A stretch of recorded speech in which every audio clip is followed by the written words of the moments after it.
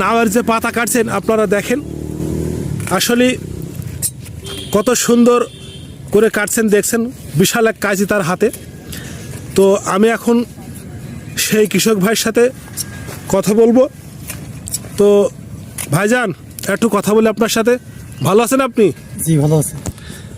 আপনি যে আপনার এই জমিটি কতটুকু পরিমাণ? 5 কাঠা। 5 কাঠা। নাও তো মাশাল্লাহ খুব ভালো হয়েছে, ইনশাল্লাহ অনেক ফলন আছে। অনেক ফলন হয়েছে। এখন দামের কি পর্যায়ে? দাম এখন নাম কি দাম পর্যায়ে? এখন আমরা গতকাল কি বেচছি 35 টাকা করে পিস। 35 টাকা পিস, এক পিস 35 টাকা। এক পিস 35 টাকা। ও, তার মানে কিছুদিন আগে তো নার দাম কমে গেছিল তাই না? কম ছিল, এখন মোটামুটি ভালো।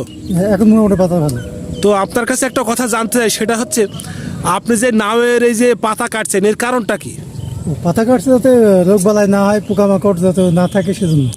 এবং দেখাইছি যে পাতার যে একটা শক্তি সেটা লাউয়ের সাথে সম্পৃক্ত হওয়ার জন্য পাতাটা কাটা, এবং রোগ বলা থেকে যাতে কম হয় এই কারণে পাতাটা কাটছেন তাই না? এই কারণে পাতাটা কাটে। ও, আচ্ছা, দেখা যাচ্ছে অনেক ক্ষেত্রে পোকা হয়, এই পাতার থেকে জীবাণু তৈরি হয়।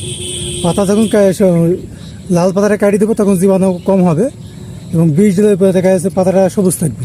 ও আচ্ছা আচ্ছা, তার মানে পাতাটা কাটি ফেলার কারণে রোগ জীবাণু কম হবে তাই না? ও আচ্ছা, ঠিক আছে।